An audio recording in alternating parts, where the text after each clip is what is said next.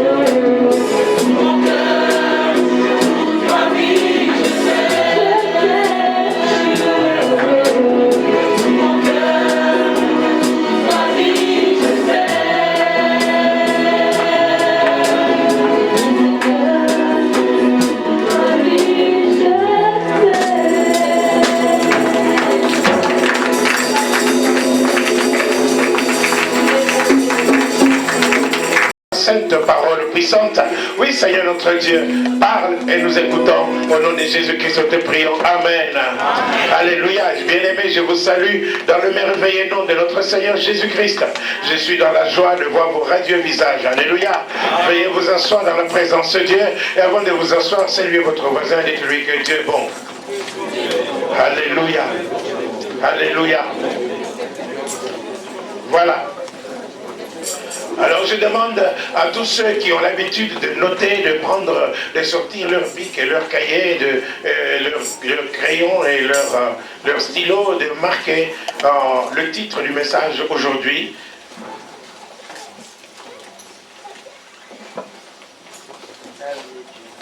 Le feu sur l'autel. Amen. Alléluia. Le feu sur l'autel. Amen. D'emblée, je vous dis déjà qu'il y a l'autel de Dieu, le lieu où on rencontre Dieu, l'autel de sacrifice, l'autel ici, que nous venons ici dans la présence de Dieu, l'autel dans ton foyer, l'autel dans ta maison, l'autel dans ton toit. Alléluia. Dans ton homme intérieur. Alléluia. Si tu veux rencontrer Dieu. Voilà. 3 places. Dans le sanctuaire, dans ta maison, dans ta vie. L'autel de Dieu. Alors dans tout cela, il faut qu'il y ait le feu de Dieu. Amen. Alors veuillez noter les versets bibliques qui peuvent vous aider à vous méditer la parole de Dieu chez vous à la maison. Pour que vous puissiez avoir du succès, n'est-ce pas? Ne venez pas à l'église en tournant les pouces. Faites-vous un carnet personnel où vous pouvez noter ce que Dieu vous dit. Parce que je suis sûr et certain que personne n'a la mémoire d'éléphant. Amen. Personne. Alors, nous y allons. Je vous donne d'abord l'ossature du message. Hébreux chapitre 11, verset 6. Vous notez Hébreux 11, verset 6. Vous notez ensuite le psaume 24, verset 3 à 4, verset 7 à 8. Vous notez ensuite Lévitique, chapitre 6, verset 5 à 6. Ensuite Juge, chapitre 6, verset 11 à 24. Et encore Juge, verset 13 et verset 19 à 23.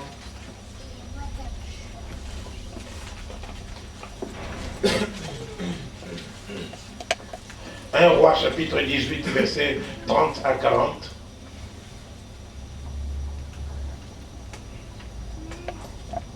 L'histoire de Sodome et Gomorrhe, vous irez chercher chez vous dans la maison, Genèse, n'est-ce pas?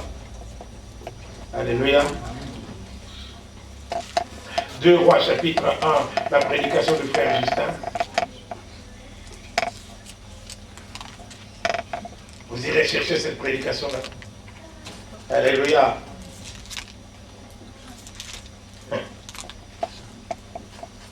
Psaume 61. Non, 1 Samuel chapitre 3, verset 1 à 3. 1 Samuel chapitre 3, verset 1 à 3. Psaume 61, verset 1 à 5. Vous y êtes? Psaume 118, verset 27. Romains 12, verset 1 à 2. Romains 8, verset 35 à 39.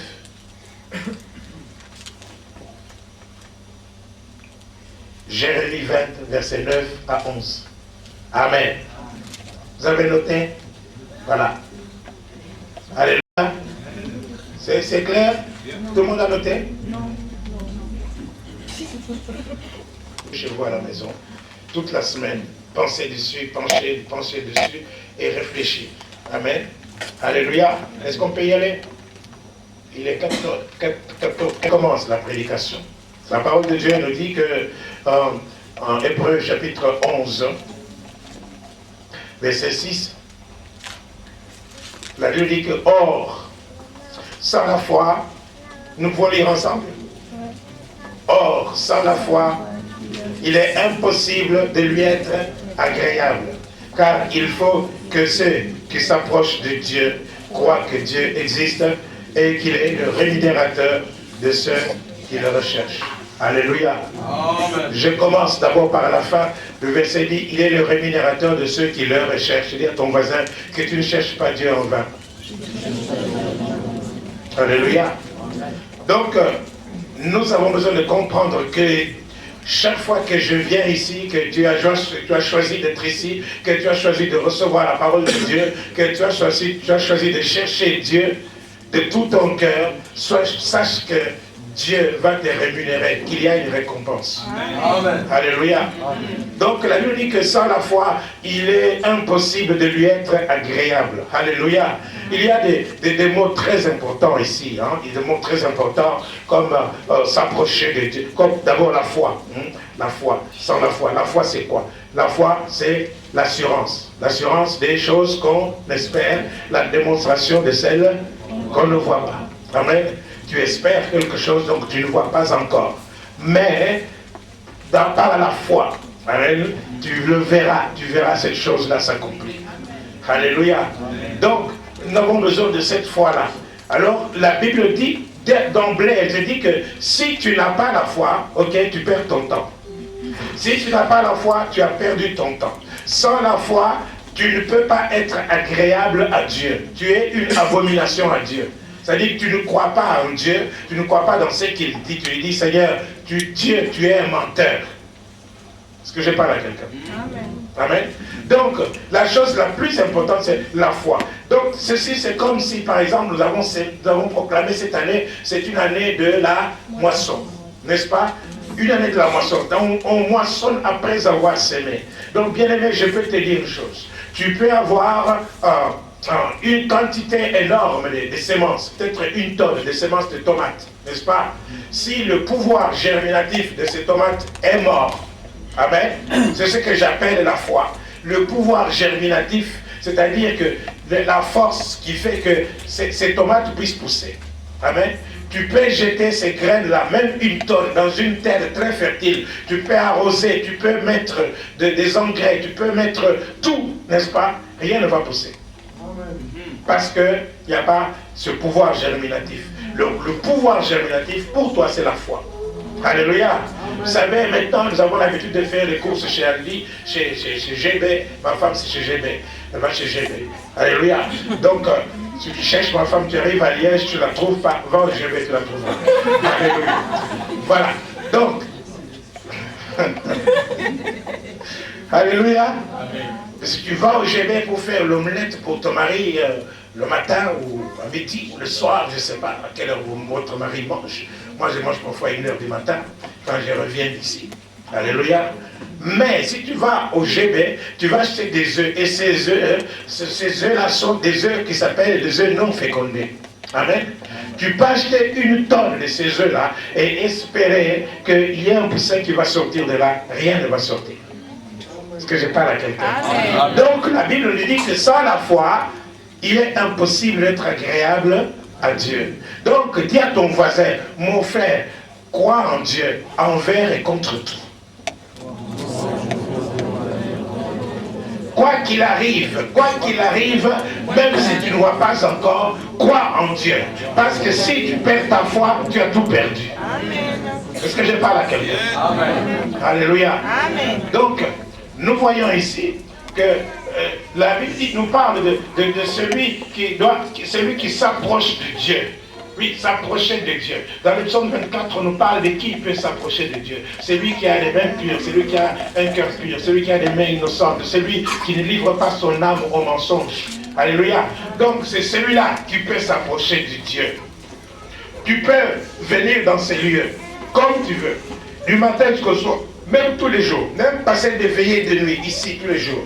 Mais si dans ton cœur, tu as la rancune, tu as la colère, tu as l'amertume, tu as l'injustice, tu as les calomnies, tu as les médisances, tu as je ne sais pas, encore quel autre péché, n'est-ce pas? Si tout cela, ben, tu ne peux pas, tu t'es pas en fait, en réalité approché de Dieu. Tu as fait la religion. Et la religion n'a jamais donné la solution à quoi que ce soit.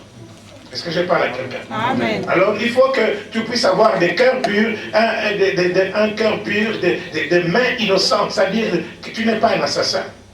Et l'assassin d'aujourd'hui, n'est-ce pas, ce n'est pas seulement celui qui prend un couteau pour tuer quelqu'un ou qui prend un revolver pour tirer sur quelqu'un. L'assassin, c'est celui qui ouvre la bouche pour commencer à critiquer son voisin, critiquer son frère, critiquer sa soeur.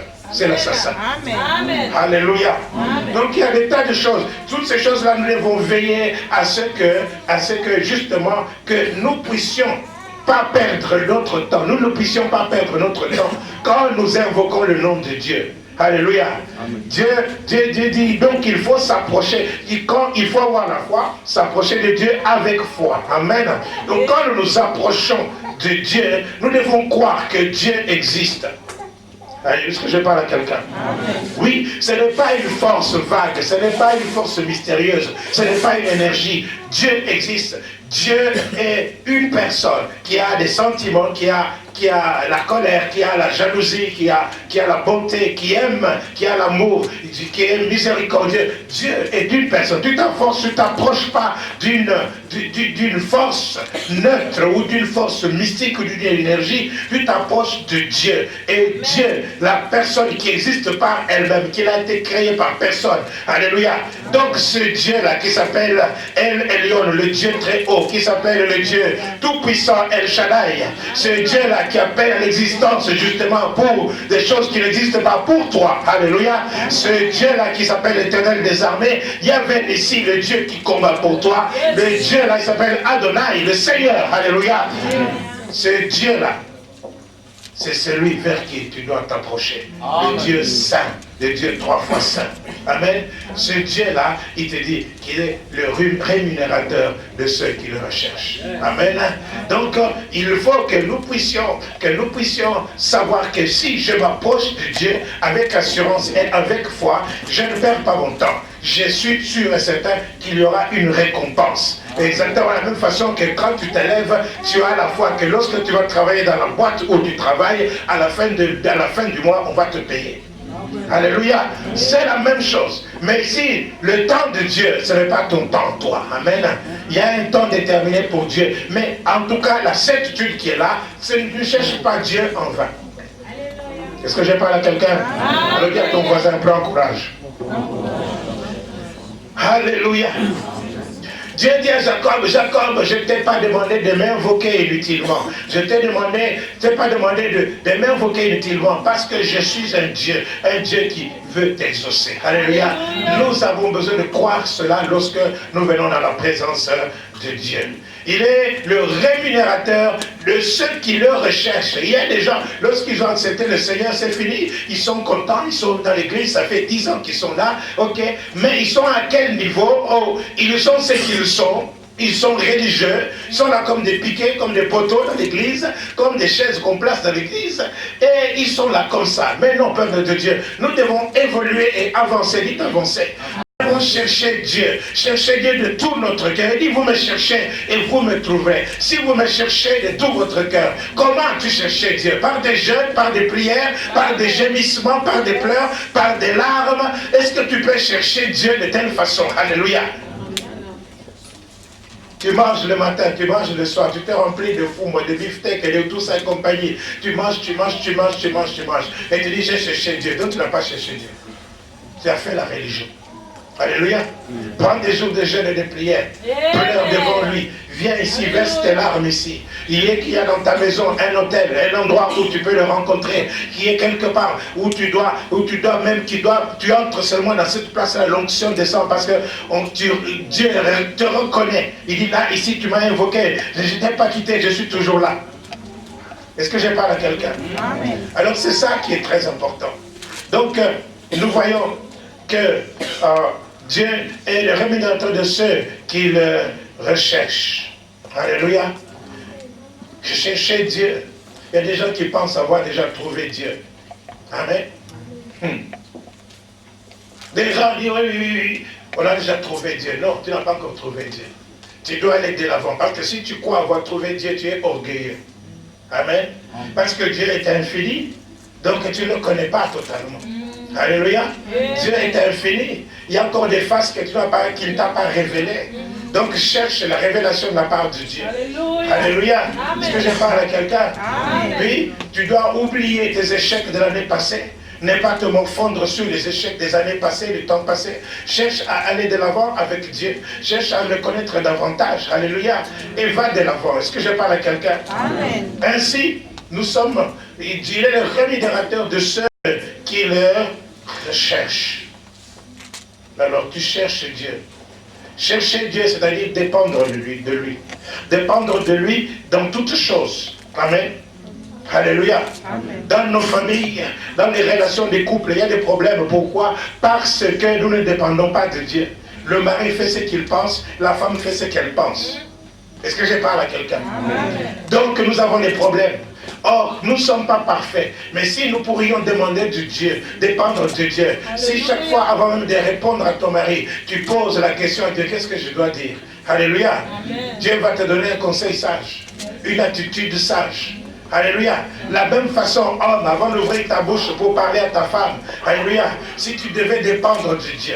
Amen. Nous avons besoin de dépendre de Dieu en toutes choses. Que ce soit dans le ministère, à l'église, que ce soit dans la ville, que ce soit dans notre travail. Nous avons besoin de dépendre de Dieu.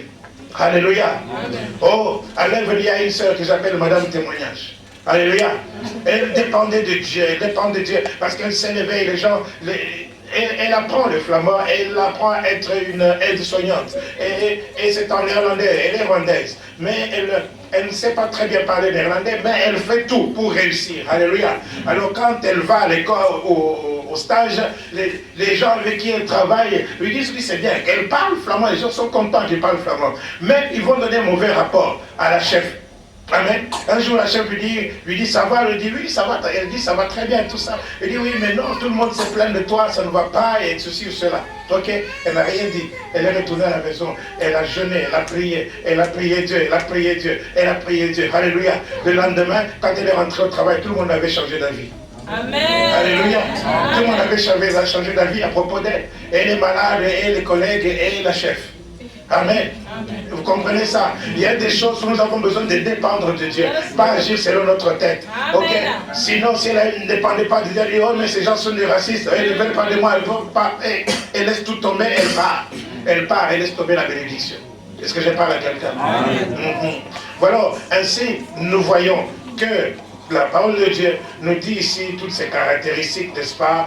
Avoir la foi, s'approcher de Dieu, croire que Dieu existe, qu'il est le rémunérateur de ceux qui le recherchent. Dites, je cherche Dieu. Alléluia. Mais toutes ces choses-là, c'est très bien. Mais mon message d'aujourd'hui se base sur un seul morceau. La seule partie de ce verset, c'est-à-dire, aujourd'hui, amen, le mot agréable. Agréable à Dieu. Agréable à Dieu, dites agréable à Dieu. Agréable.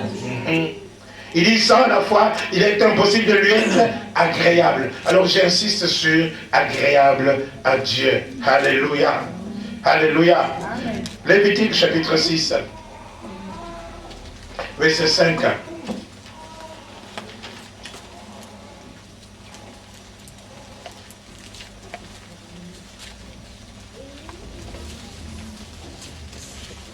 Être agréable à Dieu, qu'est-ce que ça veut dire? Verset 5 à 6. Être agréable à Dieu, qu'est-ce que ça veut dire? Être agréable à Dieu, c'est-à-dire que Dieu approuve. Amen. Que Dieu accepte ta présence, accepte ton offrande. Alléluia. Accepte tes dîmes et tes offrandes. Est-ce que je parle à quelqu'un? Dieu accepte ta vie devant lui. C'est ça être agréable à Dieu. Amen. Alléluia. Lévitique. Lévitique combien? 6. 6. La Bible dit, le feu brûlera sur l'autel et il ne s'éteindra point. Chaque matin, le sacrificateur y allumera du bois. Le sacrificateur, c'est qui? Amen. Donc, arrangera l'holocauste et brûlera la graisse des sacrifices d'action de grâce. Le feu brûlera continuellement sur l'autel, il ne s'éteindra point. Amen. Alors dans la Bible, chaque fois qu'on a offert un sacrifice à Dieu, le feu est descendu. Amen. Quand on a offert un sacrifice à Dieu, le feu est descendu sur ce sacrifice. Et la Bible parle de ça comme étant le sacrifice de bonne odeur. Alléluia. Un sacrifice de bonne odeur que Dieu agrée. Et ainsi, nous pouvons voir dans le livre de Juges, au chapitre, combien encore on a dit 6. L'histoire de Gédéon. Alléluia. Gédéon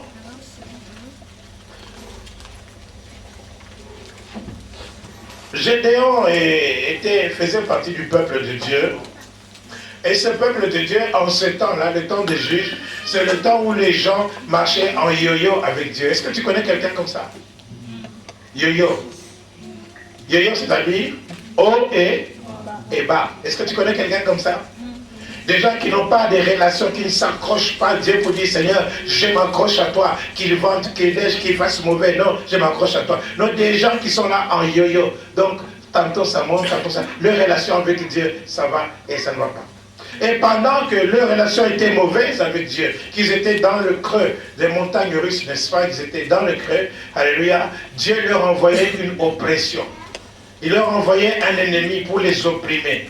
Et pendant qu'il les opprimait, alors ces gens-là se tournaient vers Dieu pour dire, ah oui, où est-ce que Noé est notre Dieu? Alors Dieu, ayant vu que ces gens avaient besoin de lui, Dieu a envoyé soit un prophète, soit un juge pour conduire le peuple vers Dieu. Et c'est ce que nous sommes en train de faire. Essayez de conduire vos cœurs vers le Seigneur. Alléluia. Il y a des gens qui vivent des problèmes tout simplement à cause de leur faute. Tu es là où tu es ce que tu es à cause de toi, pas à cause de quelqu'un d'autre. Est-ce que je parle à quelqu'un? Amen. Tu expérimentes ce que tu es en train d'expérimenter maintenant à cause de toi-même, pas à cause de quelqu'un d'autre. Est-ce que je parle à quelqu'un? Alors c'est ça. Alors quand Dieu leur envoyait un prophète, Dieu leur envoyait un juge, ces gens se repentaient et ils se tournaient vers Dieu et ils revenaient vers Dieu. Et la Bible dit ici, autant nous lisons ici dans le livre des juges, justement, où nous lisons que, à partir du verset 11, au moment où nous venons de prendre cette histoire en cours, Gédéon, n'est-ce pas, était en train de battre, de cacher la récolte. Vous savez que c'est une année de récolte. Il y a des gens qui ont sémé. Quand Israël sémait, Dieu leur avait envoyé un Madian, et Madian détruisait leur récolte. Il y a des gens qui sont dans l'église, ils ont fait des projets. Tous ces projets-là, au moment d'aboutir, ça détruit. Le moment d'entrer dans la bénédiction, ça se détruit. Alors, je ne sais pas, je parle à quelqu'un comme ça. Alléluia. Mais, ce jour-là, Gédéon était justement en train de travailler, en train de cacher la récolte pour que les Madianites ne viennent pas détruire cela. Est-ce que je parle à quelqu'un? Qu'es-tu en train de faire dans l'église? Qu'est-ce que tu es en train de faire dans la maison de Dieu? Est-ce que tu es en train de faire quelque chose? Il y a des gens qui passent leur temps à regarder Santa Barbara, Melrose Place, et ils pensent qu'un ange va les visiter comme il a visité Gédéon. Il va te rencontrer où d'abord? Entre quel rap? Entre quelle dancing et quelle boîte? Entre quelle séance ou quelle prise de cinéma? Alléluia. L'ange de Dieu va te visiter pourquoi? Dans quelle intention? Tu n'es pas préparé à le recevoir. Est-ce que je parle à quelqu'un? Alléluia. Alléluia. Alléluia. Amen. Donc nous voyons ici au verset 11, il dit, puis l'ange de l'Éternel, puis vint l'ange de l'Éternel et il s'assit sur le térébinthe d'Opra qui appartenait à Joas de la famille d'Abiézer. Chaque famille ici est connue. Si tu penses que ta famille n'est pas connue, tu as tort. Amen. Ici on dit la famille d'Abiézer. C'est comme on peut dire la famille de Kélé, ou la famille de Vita, ou la famille de comment tu t'appelles encore? Ok. Gédéon, son fils, battait du froment au pressoir pour le mettre à l'abri de Madian. Amen. Pour le mettre à l'abri de Est-ce que vous me suivez? Est-ce que vous avez votre Bible? Non, on dirait que je suis un martien là. Alléluia. Je ne vous sens pas là. Amen. L'ange de l'Éternel lui apparut et lui dit, l'Éternel est avec toi, vaillant héros. Alléluia. L'Éternel est avec toi, vaillant héros. Ça, quelle qualification, quel terme. Amen. Alléluia. Je vais te parler, parce que je ne sais pas si j'arriverai à la fin, mais je vais te dire une chose que tu dois retenir aujourd'hui. Vous savez que cette année, c'est une saison, en fait. Alléluia. C'est une saison. L'année passée, c'est une saison. De moi et ma maison, nous servirons l'Éternel. Cette année, c'est la saison de entrons dans la moisson de Dieu. Amen. Alléluia. Donc, cette saison, ce n'est pas une saison où tu dois te détester, ni te minimiser. Amen. Est-ce que je parle à quelqu'un? Alléluia. Amen. Ésaïe, lorsqu'il est entré dans le sanctuaire, il a dit, malheur à moi, quand je suis un homme impur, aux lèvres impures, j'habite au milieu d'un peuple impur, et voilà, et mes yeux ont vu le roi de gloire. Ok, Ésaïe s'est détesté lui-même. Alléluia. Sans oublier qu'il y avait la miséricorde de Dieu. Alors Gédéon ici, comme vous allez lire plus loin, ici l'ange lui dit, tu es un vaillant héros. Alléluia. Tu es un vaillant héros. Donc ça dit que tu as de la valeur. Il y a quelque chose de très important pour toi, en toi. Dieu a mis des talents en toi. Des talents que tu dois exprimer, des talents que tu dois exploiter. Il y a des potentialités en toi. Est-ce que je parle à quelqu'un? Tu es capable. Il y a des capacités en toi que toi tu connais peut-être pas. Mais Dieu te dit, tu es un vaillant héros. Alors arrête de te minimiser. Dis à ton voisin, arrête de te minimiser. Alléluia. Donc cette saison, c'est une saison pour découvrir qui tu es. Est-ce que je parle à quelqu'un? Et afin d'accomplir ce pourquoi Dieu t'a créé. Est-ce que je parle à quelqu'un? Alléluia. Le Seigneur ouvre son avenir devant toi. Amen. L'important, ce n'est pas ce que tu es maintenant, l'important, c'est ce que tu vas devenir. Dis à quelqu'un, tu vas devenir quelqu'un. Et vous les étudiants, quand vous étudiez là, vous pensez quoi? Quelle est votre vision? Que vous allez devenir des balayeurs de la rue pour ramasser les poubelles de la ville de Mons? Non. Alléluia. Non, il y a des potentialités que Dieu a mis en vous. Amen. Élargissez votre vision. Vous êtes capable de devenir des ministres dans ce pays. Vous êtes capable de devenir des parlementaires dans ce pays. Vous êtes capable de devenir des bourgmestres dans ce pays. Vous êtes capable, alléluia. Vous êtes capable d'être des millionnaires. Vous êtes capable d'habiter dans des très belles maisons. Vous êtes capable d'être riche. Vous êtes capable, alléluia. Alors, s'il vous plaît, l'important, c'est pas ce que vous êtes maintenant, l'important, c'est ce que vous allez devenir. Amen. Amen. Alors, pour que vous puissiez le devenir, vous avez besoin d'avoir Dieu avec vous. Parce que c'est Dieu qui sait ce que tu vas devenir. Yes. Alléluia. Alléluia.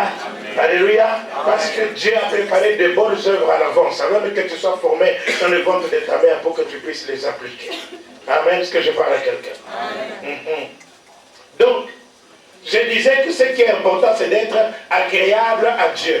Et chaque fois que Dieu a agréé quelque chose, le feu de Dieu est descendu sur ce qui lui a été présenté. Amen. Alléluia. Le feu de Dieu, c'est Dieu lui-même qui descend. Parce qu'il dit que Dieu, c'est un Dieu qui est un feu dévorant. Amen. Amen. Dieu lui-même s'est présenté devant le peuple de Dieu pendant la nuit. Pendant la journée, il a marché comme une colonne pour leur indiquer la direction. Mais pendant la nuit, il était là comme un feu. Amen. Alléluia. Dieu se présentait à Moïse dans un buisson ardent. Il était un feu qui ne s'éteignait pas. Amen. Alléluia. Amen. Alors c'est ainsi que nous voyons que l'ange de l'Éternel dit à Gédéon qu'il était un vaillant héros. Alors écoutez ce que Gédéon lui dit. Ah mon Seigneur, si l'Éternel est avec nous, pourquoi toutes ces choses nous sont-elles arrivées? Où sont ces prodiges que nos pères nous racontent quand ils disent l'Éternel est avec nous et il a fait monter hors d'Égypte? Maintenant, l'Éternel nous abandonne, il nous livre entre les mains de Madian. Où sont ces belles promesses que le pasteur Paul a proclamées? Et cette année, c'est une année de la moisson. Où est cette moisson? Il y a des gens qui ont déjà commencé à moissonner à partir de maintenant. Il y a des gens qui ont les yeux de la foi pour pouvoir moissonner. Ils se disent avant la fin de cette année, je vais moissonner. Je vais récolter mon mariage. Je vais récolter ma bénédiction. Je vais récolter ma réussite. Je vais récolter ma victoire. Je vais récolter mes enfants. Je vais récolter. Alléluia. Oui, mais nous avons besoin de comprendre ce que Dieu veut que nous puissions faire. Alléluia. Alléluia. Donc, il le faut qu'il y ait un feu sur l'autel du sacrifice.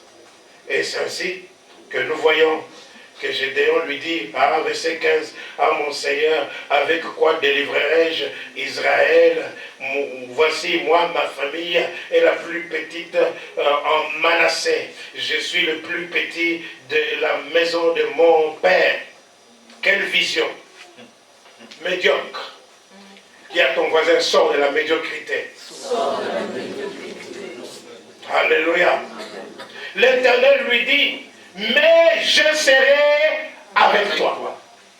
Alléluia. Amen. Jésus s'appelle Emmanuel, Dieu avec nous. Amen. Amen. Si tu t'arranges pour que Dieu soit avec toi, tu entreras dans la victoire. Si tu t'arranges pour que Dieu soit toujours avec toi, tu seras un vaillant guerrier et tu remporteras toujours des victoires. Si tu t'arranges pour que Dieu soit avec toi, tu entreras dans ta bénédiction. Gédéon lui dit, si, verset 17, Gédéon lui dit, si j'ai trouvé grâce à tes yeux, donne-moi un signe pour montrer que c'est toi qui me parles.